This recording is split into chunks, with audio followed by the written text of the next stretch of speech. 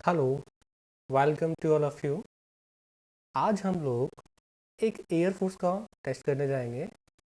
अब आप लोगों को पता है एयरफोर्स में चाहे वो आपका एक्स ग्रुप हो या वाई ग्रुप, आपका इंग्लिश का जो पेपर होता है वो कॉमन रहता है। तो इट डजेंट मैटर कि एयरफोर्स एक्स ग्रुप का होगा सर, वाई ग्रुप का, ये क्योंकि इंग्लिश आपका कॉमन रहता है उसमें। तो एयरफोर्स का एक टेस्ट करेंगे, उसमें 20 क्वेश्चन होंगे आपके। उन 20 क्वेश्चन को सॉल्व करने की आज हम कोशिश करेंगे।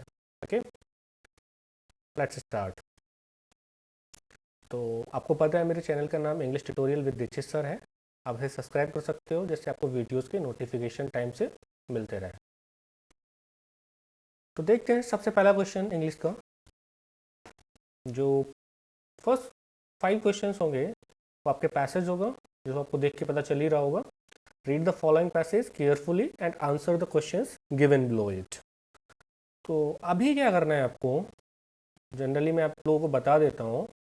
जब भी क्वेश्चन पेपर को करने बैठो तो एक राइट अप्रोच जो होती है क्वेश्चन को, पैसेज वाले क्वेश्चंस को सॉल्व करने की, सबसे पहले आपको क्वेश्चंस रीड करने चाहिए। और मैंने बताया आपको क्वेश्चंस रीड करने में बहुत ज़्यादा टाइम इन्वेस्ट नहीं करना आपको, केवल 30 सेकेंड टू 45 सेकेंड्स आपके लिए इनफ है। तो आप वीडियो को पॉज करके पहले पैसेज पढ़ सकते हो या क्वेश्चंस पढ़ सकते हो, लेकिन अभी फ़िलहाल मैं आपके लिए क्वेश्चंस रीड करूँगा। यहाँ पे क्वेश्चंस पे आते हैं। क्वेश्चन नंबर 1, आप लोगों को बता दूं ऐसा करते क्यों, इससे क्या होता है। अभी ये पैसेज तो बहुत ज़्यादा आसान है, लेकिन जनरली क्या होता है जब भी कोई पैसेज हम सॉल्व करते हैं तो उसका जब भी हमें कुछ समझ ना आए, टोन समझ ना आए, पैसेज है किस चीज़ के बारे में, तो क्वेश्चंस रीड करने से एटलीस्ट हमें इतना पता चल जाता है कि ये पैसेज में बात किस चीज़ की हो रही है। तो फिर हमारा जो पैसेज को पढ़ने का तरीका है वो चेंज हो जाता है। तो देखते हैं पहला question. Over use of smartphones affects apart from eyes. मतलब over use of smartphone affect करता है हमारी आइज के अलावा। Question number 2, why do contact lenses compound the problem. 3, why do over use of a visual gadget affect our eyes. जो visual gadgets होते हैं उनका ओवर यूज करने से हमारी आंखों पर कैसे प्रभाव डालते हैं। The jolts and shakes of travel, what is an accepted norm as used in the passage. अभी आपने रीड कर लिया सारे क्वेश्चंस। ओके, नाउ अभी हम फिर से अपने पैसेज पे आते हैं, पूरा पैसेज पढ़ने की कोशिश करते हैं। आपको क्वेश्चंस पढ़ने के बाद एटलीस्ट इतना तो पता चल ही गया होगा कि ये पैसेज स्मार्टफोन्स को लेके और आई अपने हमारी जो आईज होती हैं उनको लेके ये पूरा पैसेज बनाया गया है। क्लियर है। अभी आपका दिमाग एकदम सही जगह पे काम कर रहा है, क्योंकि आपको पास सही अप्रोच है, आपके पास पता है आपको किस पैसेज में बात किसकी होगी, तो आपको इतना डिफिकल्ट फील नहीं होगा, अभी डिफिकल्टी फील नहीं होगी। ओके, स्टार्ट करते हैं अपना passage. Smartphones are very common today. Smartphones बहुत कॉमन है आज, मतलब आजकल। But over use of gadget causes eye problems. But over use का मतलब होता है अत्यधिक यूज करना। इन गैजेट का अत्यधिक यूज करना कॉजेज आई प्रॉब्लम। आई प्रॉब्लम्स हो सकते हैं like etching eyes, blurred vision, dry eyes from in adequate blinking. In adequate blinking means होता है, इन एडिकेट मीन्स होता है आपका अपर्याप्त। अपर्याप्त जो पर्याप्त ना हो। Blinking you know very well, पलक झपकना। तो अपर्याप्त ब्लिंकिंग की वजह से ये सारी परेशानियां हो सकती हैं आपको। एंड हेडेज फ्रॉम प्रोलॉन्ग्ड यूज, और ज़्यादा यूज करने से क्या हो सकता है, हेडेज भी हो सकता है आपको। If the user is already wearing spectacles, अगर कोई जो यूजर होते हैं वो पहले से ही स्पेक्टिकल्स पहने हुए हों और contact lenses, the problem tend to be worse. Worse होता है आपका बैड का comparative form. The problem tend to be worse since. Since यहाँ पे जब बिकॉज कंजक्शन यूज हुआ है, सिंस यहाँ पे इसका मतलब होता है because. To be worse because the eyes have to compensate. Compensate word आपको समझ आ रहा होगा, कंपनसेट मतलब जुर्माना भरना, हर्जाना भरना। Have to compensate for the optical aids apart from the strain. Apart from the strain मतलब तनाव के अलावा। All this is due to the fact that most user tend to bring the phone close to the eyes. Texting and browsing the web on smartphones is the accepted norm. अभी देखो question पढ़ने से क्या फायदा है, आपको समझ आ गया वो सबसे आखिरी वाले क्वेश्चन में कहीं ऐसा ही कोई लैंग्वेज थी। तो अब इस पैसेज को फिर से स्टार्ट करते हैं, सॉरी इस पैराग्राफ को। Texting and browsing the web on smartphones is the accepted norm and those who have multiple message need to be on the phone for a prolonged period of time. Yes, streaming they sorry, period of the time, thus straining the eye still further. Another hassle, दूसरी समस्या क्या है, is using a smartphone while traveling. Travel करते time जो use करने की आदत होती है, आपको पता होगा जनरली क्या होता है, लोग जब ट्रैवल करते हैं तो उनका एक ही आदत होती है मोबाइल फ़ोन यूज़ करना. The jolts and shakes of a travel, whether by car, चाहे आप किसी से भी ट्रैवल कर रहे हो, कार से कर रहे हो, बस से कर रहे हो, ट्रेन से कर रहे हो, आल्सो इंक्रीज द स्ट्रेस, क्या कर देती है, आपके स्ट्रेस को और ज़्यादा बढ़ा देती है. सॉरी, मैंने एक बार चेक कर लिया कहीं माइक ऑफ तो नहीं है, वरना पूरी पूरी वीडियो बन जाती है और मेरा माइक ही ऑफ रहता है. नाउ अभी क्वेश्चंस पे आते हैं. Over use of smartphones affects apart from eyes, जो ओवर यूज होता है स्मार्टफोन्स का वो अफेक्ट करता है हमारी आईज के अलावा. क्या इस पूरे पैसेज में कहीं आपका हर्ट की बात हुई है क्या? नहीं सर, ये आंसर नहीं होगा आपका. लंग्स की? जी नहीं, बिल्कुल नहीं हुई. Are jaw? नहीं सर, इसकी भी बात कहीं नहीं हुई. Our brain? इसकी बात हुई है. आपको पता है जो तनाव की बात हुई है, तनाव की बात हुई है तो ऑब्वियसली बात है वो ब्रेन से रिलेटेड होगा. ओके, क्वेश्चन नंबर 2 पे आते हैं. Why do contact lenses compound the problem? जो कॉन्टेक्ट लेंस होते हैं वो प्रॉब्लम्स को कैसे कंपाउंड करते हैं? Because contact lenses are related to our eyes, क्योंकि जो कॉन्टेक्ट लेंसेज होते हैं वो हमारी आइज से रिलेटेड होते हैं. आंसर नहीं है ये, बट स्टेटमेंट सही है, लेकिन आंसर बिल्कुल नहीं है हमारा.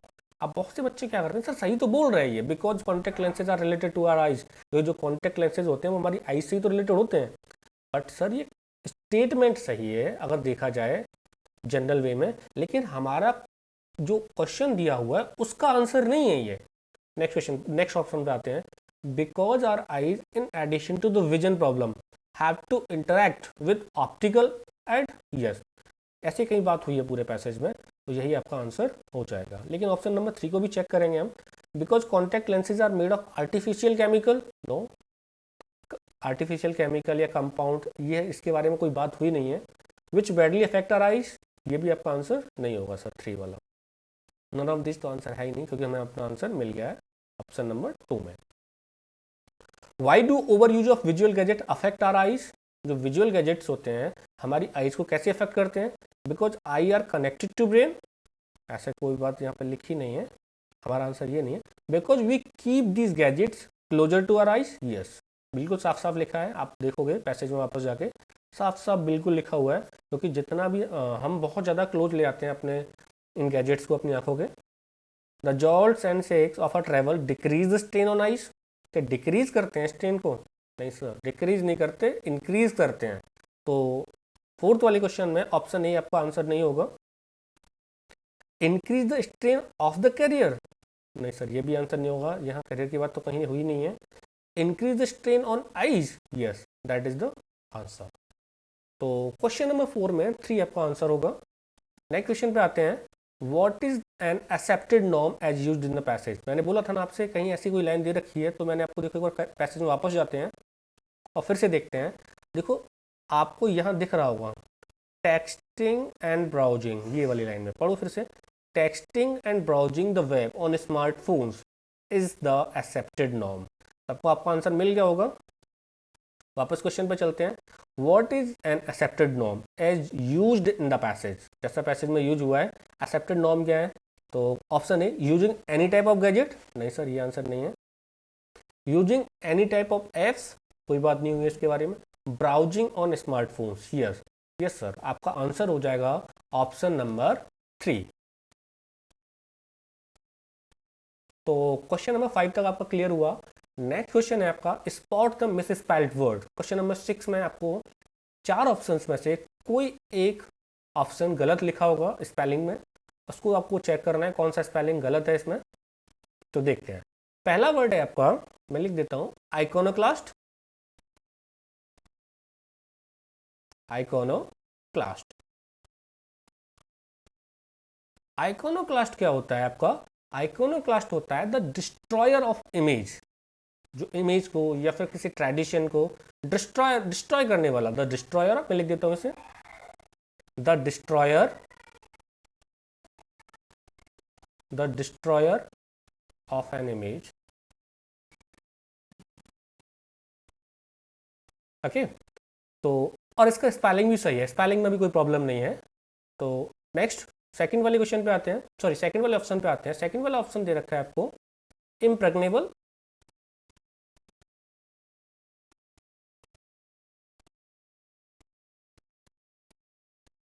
तो इसकी स्पेलिंग भी बिल्कुल ठीक लिखी हुई है।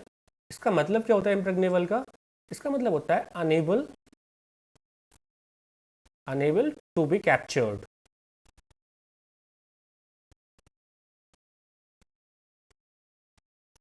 मैं कैप्चर्ड की स्पेलिंग फिर से लिख देता हूँ, enable to be captured. Okay, एक वर्ड और दे रखा है यहाँ पे इनडिफेटिजेबल, मैं लिख देता हूँ इसकी स्पेलिंग क्या होती है, तीसरा ऑप्शन।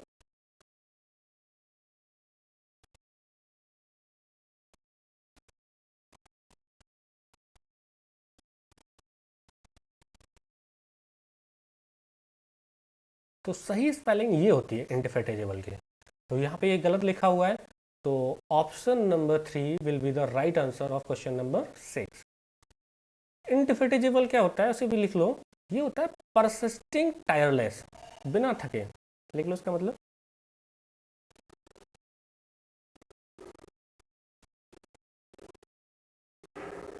Persisting tireless, okay. एक वर्ड और दे रखा है यहाँ पे फोर्थ वाला ऑप्शन में, एफेमिनेट, इसका मतलब भी लिख दो, स्पेलिंग बिल्कुल सही लिखी हुई है क्योंकि आपको आंसर मिल गया है 3, तो एफेमिनेट को भी लिख ही लेते हैं। मैं एक बार इरेज कर देता हूँ स्क्रीन को।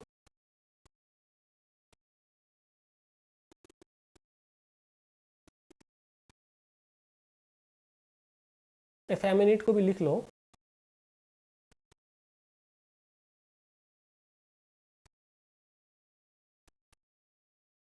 एफेमिनेट होता है आपका a man who behaves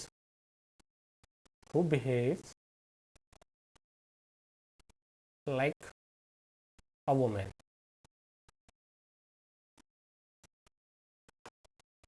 clear है ये? एक वर्ड और होता है फेमिनेट, एक वर्ड और सुना होगा आपने फेमिनिस्ट। फेमिनिस्ट क्या होता है फिर? बच्चों को कंफ्यूजन होता है एफेमिनेट में और फेमिनिस्ट में। एफेमिनेट एक वो पर्सन होता है जो वुमेन की तरह बिहेव करता है, उसके जो एक्ट्स होते हैं वुमेनली होते हैं।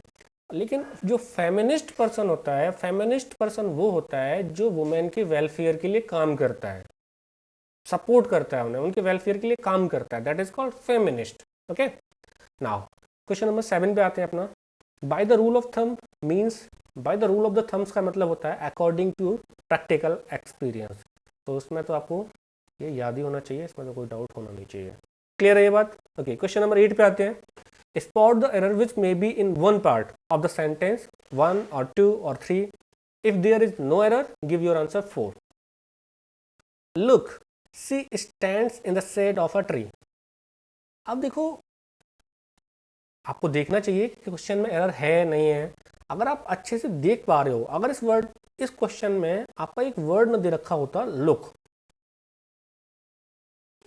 तो इस क्वेश्चन को कहीं तक मैं सही मान भी सकता था, क्योंकि यहाँ लिखा होता she stands in the shade of a tree, वो पेड़ की छाया में खड़ी होती है। मैं उसकी हैबिट को मान लेता है इसे, कि उसकी आदत है जब कभी भी कहीं से आती है तो पेड़ की छाया में ही खड़ी होती है, धूप में खड़ी नहीं होती है। या जैसे हम बोल सकते हैं कोई लड़की है स्कूल में प्रेयर चल रही है तो वो हमेशा पेड़ की छाया में खड़ी होती है, तो उसकी ये हैबिट हो सकती थी। क्लियर है ये बात? लेकिन यहाँ एक वर्ड दे रखा है आपको लुक, उस लुक वर्ड से आपको, जैसे मैं टाइमलाइन पर दिखाने की कोशिश करूँ आपको, ये सपोज दैट आपकी एक टाइमलाइन है,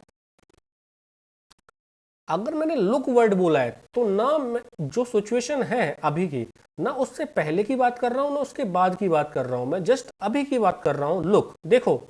तो इसका मतलब ये एक्शन अभी प्रोसेस में होगा, और प्रोसेस में होगा, प्रोसेस वाले एक्शन को आपको जानते हो, बहुत अच्छे से जानते हो, मैंने बहुत अच्छे से सिखा रखा है, और नहीं भी सिखा रखा जो और दूसरे बच्चे हैं वो भी समझते होंगे, जो प्रोसेस में होता है उसे कंटिन्यूस बोलते हैं। तो यहाँ पे आपको कंटिन्यूस बनाना होगा। लुक सी स्टैंड्स, यहाँ पे आपको गलत हो जाएगा, आपको लिखना पड़ेगा look she is standing in the shade of a tree. Clear है? अब बहुत से बच्चों को सर डाउट होगा, सर प्रेजेंट कंटिन्यूस ही क्यों बनाया, यहाँ पे पास्ट कंटिन्यूस क्यों नहीं बनाया? सर यहाँ पे देखो आपको वर्ब दिख रही है स्टैंड्स, प्रेजेंट की वर्ब है, तो आप बिना, जब तक आपको कोई रीजन न दे रखा हो पास्ट में ले जाने का, आप पास्ट कंटिन्यूस नहीं प्रेजेंट कंटिन्यूस में ही इसे रखोगे। तो यहाँ तक क्लियर हो गया होगा आपको सारी बातें? ओके, नेक्स्ट क्वेश्चन पे चलते हैं, क्वेश्चन नंबर 9 पे। राम सेड वाटरफॉल, ऑप्शन देख लेते हैं। आपको पता है Ram said waterfall it was, आपका बिल्कुल आंसर नहीं होगा। रिपोर्टिंग वर्ब को चेंज करना पड़ेगा, क्योंकि रिपोर्टिंग वर्ब इस रिपोर्टेड स्पीच के इफेक्ट को, पूरे के पूरे इफेक्ट को ले लेगी अपने ऊपर, तो सैड तो नहीं रहने वाला है सर। मैंने बताया है कि जो रिपोर्टेड स्पीच का जो इफेक्ट होता है पूरा का पूरा रिपोर्टिंग वर्ब लेती है, तो यहाँ सैड गलत हो जाएगा, तो ऑप्शन 2 भी आपका गलत हो ही जाएगा, या तो ऑप्शन 3 होगा या ऑप्शन 4 होगा। अब यहाँ बस डिफरेंस ये है कि यहाँ एक्सक्लेम्ड विद सॉरो दे रखा है सर आपका, यहाँ पे एक्सक्लेम्ड विद जॉय दे रखा है, बस इतना सा डिफरेंस है, बाकी सब सेम है। तो अब एक चीज़ करो, अब यहाँ पे आपको बड़ा कन्फ्यूजन होगा सर आंसर कौन सा होगा, क्वेश्चन ऑप्शन नंबर 3 या ऑप्शन नंबर 4। अब देखो यहाँ पे एक वर्ड लिखा हुआ है फॉल, अब आपको पता है फॉल वर्ड पॉजिटिव होता है या नेगेटिव होता है, आपको सर नेगेटिव होता है, नेगेटिव होता है, नेगेटिव वर्ड में जॉय कहाँ से आया, जॉय आंसर नहीं होगा, तो आंसर हो जाएगा सर आपका option number 3। Ram exclaimed with sorrow that it was a big fall. Clear हो गया होगा आपको, बहुत आसान क्वेश्चन था। ओके नेक्स्ट क्वेश्चन पे आते हैं। She gave me a pen, she gave me a pen, मैं इसको समझाऊंगा, हालांकि बहुत आसान क्वेश्चन है, आंसर लगा भी लिया होगा, जितनी देर में आपसे बात कर रहा हूँ बस तो लोगों ने आंसर लगा भी लिया होगा। आपको पता है एक्टिव पैसिव करने में, डायरेक्ट इनडायरेक्ट करने में बिल्कुल भी टाइम नहीं लगता, बिल्कुल भी। अगर ऑप्शंस दे रखे हो तो फिर तो कोई मतलब ही नहीं टाइम लगने का, 3 to 4 सेकेंड्स या 5 to 7 सेकेंड्स इज इनफ, काफ़ी है, काफ़ी आपके लिए। अगर 3-4 सेकेंड्स हैं आपके लिए, वो इनफ है आपके लिए। क्लियर है? तो देखते हैं, she gave me a pen, मैं लिख लेता हूँ इसे, she gave me a pen. अब गेव यहाँ पे आपकी वर्ब है, वो भी ट्रांजिटिव वर्ब है। अब सी गेव होम, किसको दिया उसने, मुझे दिया। गेव व्हाट, क्या दिया, पेन दिया। अब यहाँ पे आप चेक करोगे तो आपको जो गिव वर्ब है उसके 2 ऑब्जेक्ट दे रखे हैं, इसीलिए यहाँ पे ये जो गिव वर्ब है ये डाई ट्रांजिटिव होती है। डाई मीन्स होता है 2, और ट्रांजिटिव मतलब 2 ऑब्जेक्ट ले रखे हैं इसने, एक तो मी और एक पेन। तो इस क्वेश्चन को हम 2 तरीके से बना सकते हैं। एक बार हम मी को सब्जेक्ट बना सकते हैं, एक्टिव पैसिव करते टाइम आपको पता होगा सब्जेक्ट को ऑब्जेक्ट और ऑब्जेक्ट को सब्जेक्ट बना लेते हैं। तो अब यहाँ ऑब्जेक्ट को सब्जेक्ट बनाओगे तो सर आपके पास 2 ऑप्शन होने चाहिए, या तो एक बार तो मी को लेके बना सकते हो, एक बार अ पेन को लेके बना सकते हो। तो एक बार हम पहले अ पेन को लेके बनाते हैं, तो पहला बनाते हैं अ पेन वॉज गिवन। अब यहां गिवन के बाद आप डायरेक्टली मी मत रख देना, यहां आपको लिखना पड़ेगा a pen was given to me by her, ये आंसर होगा। Okay next question, sorry next जो बनाएंगे हम इसका, अभी वो बनाएंगे मी को लेकर के। I was given a pen, I was given a pen by her. अब आप चेक कर लो कौन सा ऑप्शन आपका दे रखा है सही। I was a pen given by her, sir इसका तो पता नहीं क्या हुआ, भगवान ही मालिक है इस वाले ऑप्शन का। तो I was given, sorry I was a pen. Question option number 2 पे आते हैं। The pen was given by her, pen दिया गया उसके द्वारा, किसे दिया गया, वही किसी को नहीं दिया गया, कुछ नहीं लिखा। I was given a pen by her, sir यही आपका आंसर हो जाएगा।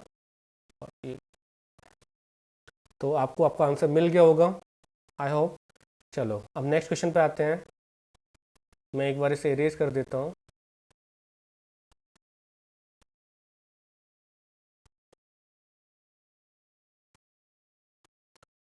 क्वेश्चन नंबर 11 पे आते हैं, सिनोनिम्स ऑफ नेग्लिजेंस। नेग्लिजेंस क्या होता है, मैं लिख देता हूँ इधर, समझ लो।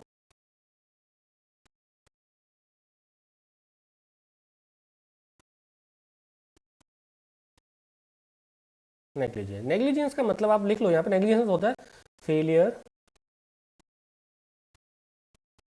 To take proper care, failure to take proper care. Okay तो मतलब असावधानी बोल सकते हो, हिंदी में कुछ भी बोल सकते हो, असावधानी। तो जो ऑप्शन नंबर ए दे रखा है आपको यहाँ पे, ए बी सी डी नहीं, 1 2 3 4 दे रखा है, तो ऑप्शन 1 जो दे रखा है वो दे रखा है ब्रीच। ब्रीच का मतलब होता है उल्लंघन, उल्लंघन। ओके। फॉल्ट तो बहुत कॉमन वर्ड है, आप जानते होंगे, लेकिन मैं जो एक वर्ड दे रखा है एक्सॉल्ट, वो भी देख ही लो।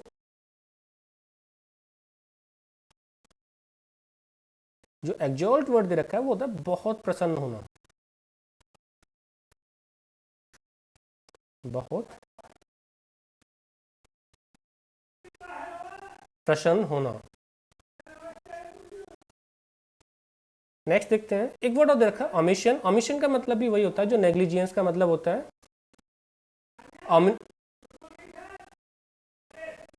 Omission, omission, omission. ओके, मैं रेज कर देता हूँ इसे।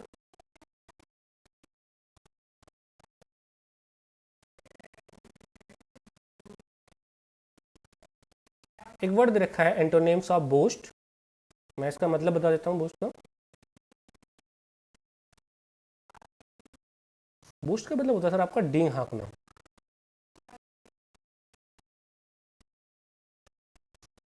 डींग हाँकना, इसे इंग्लिश में लिखना चाहो तो लिख सकते हो, N act of,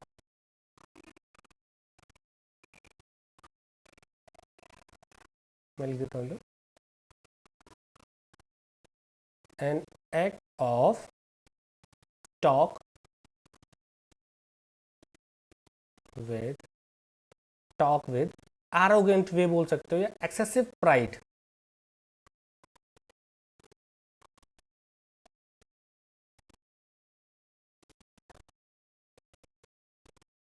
pride spelling आप जानते हो, मैं फिर से लिख देता हूँ, PRIDE, pride. Okay, N act of talk with excessive pride, ये होता है बोस्ट। तो डींग हाँकना, बहुत ज़्यादा सेकी बगारना, ये होता है बोस्ट। ओके, तो जो पहला ऑप्शन है डेप्रिकेट, डेप्रिकेट का मतलब होता है आपका निंदा करना, यही आपका एग्जैक्टली एंटोनिम हो जाएगा, निंदा करना। ओके, दूसरा ऑप्शन दे रखा है स्वैगर, इसका मतलब भी देख ही लो। स्वैगर का मतलब होता है बिहेव इन, लिख लो,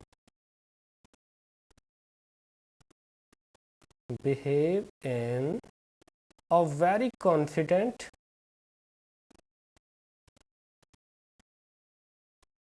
एंड एरोगेंट वे।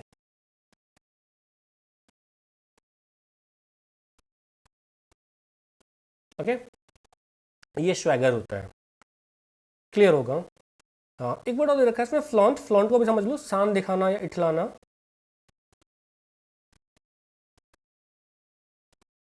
फ्लॉन्ट का मतलब होता है शान दिखाना या इठलाना। और एक वर्ड और दे रखा है एग्जिबिट। एग्जिबिट आपने एक वर्ड सुना होगा एग्जीबिशन। एग्जीबिशन का मतलब क्या होता है, मैं इधर ऊपर लिख देता हूँ इसे, ऑप्शन 4 को इधर लिख देता हूँ। एग्जिबिट का मतलब होता है display publicly, display publicly. Okay,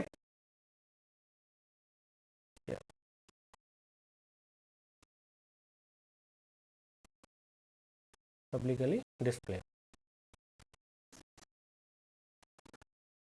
clear हो गया यहाँ तक। ओके, क्वेश्चन नंबर 13 पे आते हैं। जो चीफ वर्ड लिखा है इसका प्लूरल पूछा है। चीफ का मतलब क्या होता है वो समझ लो। चीफ का मतलब होता है सर आपका लीडर या मुख्य जो बोलते हैं, तो इसका आंसर हो जाएगा चीफ। तो इसमें तो कुछ कर भी नहीं सकते आप, आंसर पता होना चाहिए आपको।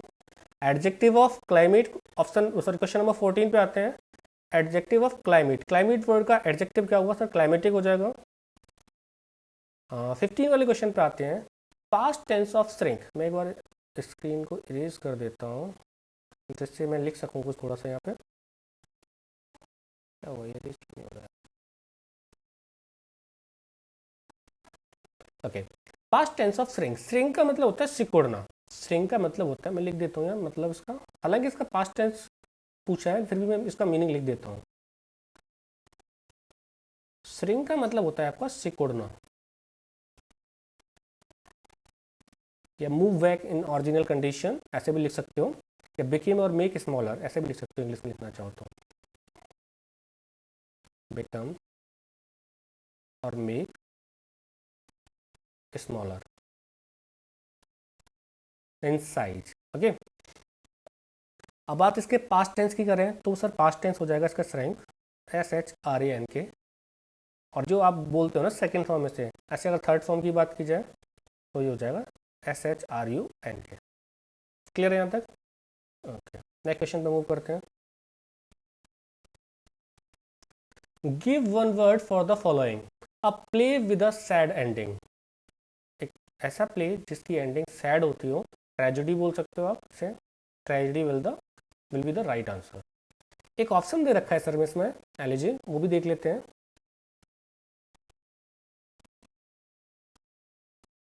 एलिजी होता है a poem expressing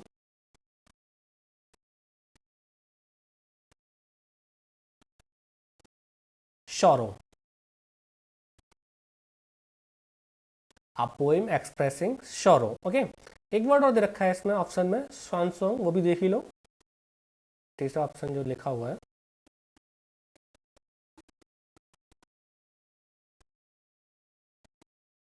swan song का मतलब होता है the final performance, final performance. Okay, एक वर्ड और दे रखा है गेनोफ्लिक्ट, थोड़ा सा एरर है, जो आखिरी वाला ई है उसकी जगह सी होना चाहिए। ओके, लिख लो, मैं लिख देता हूँ प्लीज पहले।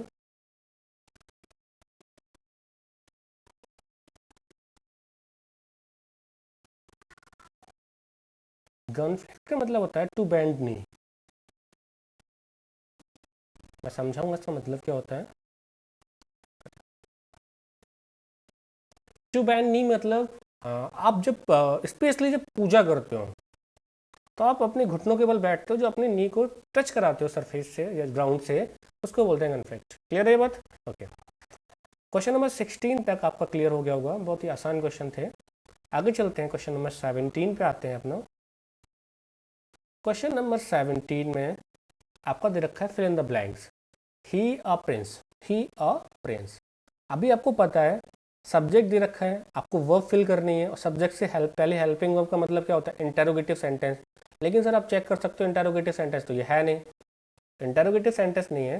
तो जब मैंने जनरल आपको बताया था कि जो ऐसी कंडीशन जो फुलफिल नहीं हो रही हैं उनके लिए हम यूज़ करते हैं पास्ट इन प्लूरल। पास्ट तो होना चाहिए, पास्ट के साथ साथ प्लूरल भी होना चाहिए सर वो, ठीक है। तो वॉज आंसर हुआ क्या? नहीं, आंसर हो जाएगा आपका वर, वर ही अ प्रिंस। जैसे कि आप बोलते हो ना I wish, I was a prince या I were a prince, I were a prince. Clear है ये बात? क्वेश्चन नंबर 18 पे आते हैं। I don't like this sort of man. पहली बात तो ये समझ लो, पहले इस वाली चीज़ को समझ लो, ये जब भी आपको short of, type of, kind of दे रखा हो तो इससे पहले दिस या दैट यूज़ करते हैं। ये बात तो आपको क्लियर हो गई। अब इसके बाद जो वर्ड यूज हो रहा है, जो नाउन यूज हो रहा है, उससे पहले हम कोई आर्टिकल यूज नहीं करेंगे, that's why no article will be the right answer. Okay, question number 19 पे आते हैं। I am not bad at tennis, ये भी आपको समझ आ ही गया होगा। He gave me the ideas. अगर क्वेश्चन यहाँ आइडियाज तक होता, अगर केवल क्वेश्चन आपका आइडियाज तक होता तो आपका आंसर मे बी फ्यू भी हो सकता था, अ फ्यू भी हो सकता था, क्योंकि आपको पता है फ्यू जो वर्ड होता है, मैं लिख देता हूँ उधर, फ्यू और लिटिल, ये दोनों वर्ड कैसे होते हैं आपके? नेगेटिव होते हैं, नेगेटिव वर्ड होते हैं। ही gave me ideas, he gave me a few, sorry he gave me few ideas. पहले बता दूं, फ्यू जो होता है वो काउंटेबल के लिए जो होता है, और लिटिल जो होता है वो अनकाउंटेबल के लिए होता है। क्लियर है ये बात? अब एक बात समझने की कोशिश करो, क्या यहाँ पे मैं फ्यू आंसर लगा सकता हूँ? सर बिल्कुल नहीं लगा सकता, क्योंकि पीछे जाओगे सेंटेंस में तो एक और कुछ लिखा रखा है, वहाँ लिखा है आपका ही हैड, जितना भी था उसके पास उतने सारे के सारे उसने मुझे आइडियाज़ दिए। तो फ्यू वर्ड तो नेगेटिव होता है, तो सर फ्यू तो नहीं आएगा। अब अ फ्यू लगा लूँ सर, अगर पीछे ही हैड नहीं होता तो अ फ्यू लगा सकते थे, लेकिन अभी नहीं लगा सकते क्योंकि पीछे लिखा हुआ है ही हैड। फ्यू नेगेटिव होता है, अ फ्यू मतलब बहुत थोड़ा, बहुत। द फ्यू होता है सर आपका, है तो ये भी थोड़ा, लेकिन जितना था पूरा का पूरा। तो वहाँ यही लिखा हुआ ही gave me the few ideas he had, जितने भी उसके पास थे उसने उतने सारे के सारे आइडियाज मुझे बताए या दिए। आंसर हो जाएगा ऑप्शन नंबर 3। ओके, तो यहाँ तक हमने आपका एक एयरफोर्स का बहुत छोटा सा पेपर था, ये बहुत जल्दी हो गया होगा, हमने सॉल्व किया, आपको मज़ा आया होगा पेपर को सॉल्व करते हुए। आगे चलते हैं, शायद और भी कोई क्वेश्चंस हो। नो, बस यहीं तक थे। तो आप लोगों ने अभी तक इस चैनल को सब्सक्राइब नहीं किया है तो सब्सक्राइब कर सकते हो। अगर आपको रियल में ये वीडियो सही लगी हो तो आप लाइक भी कर सकते हो और शेयर तो कर ही सकते हो। अगर आपकी कोई प्रॉब्लम रही हो इस वीडियो से रिलेटेड तो आप नीचे कमेंट बॉक्स में कमेंट भी कर देना। Okay, bye.